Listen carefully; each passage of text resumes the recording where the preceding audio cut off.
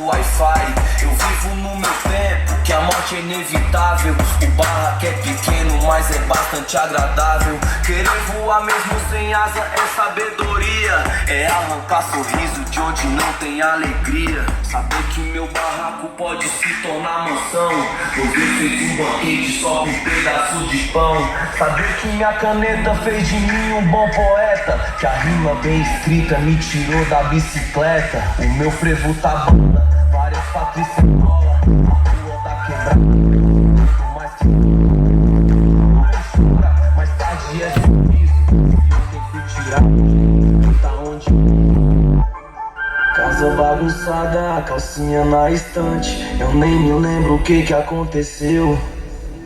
Roupas na escada, garrafas de espumante. Não sei de onde essas donas apareceu. Ouvi dizer que o freio que foi até de manhã. Só abaixaram o som quando o vizinho charupou.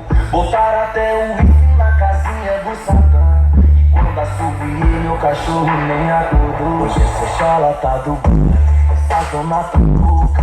Roda dinamite, copo de whisky na boca. Já nem sabem da roupa. Tá na pele do papai dessas garotas. O meu barraco é coração de mãe. Cabe todo mundo, não tem muito luxo, mas tem freezer cheio lá no fundo. Não tem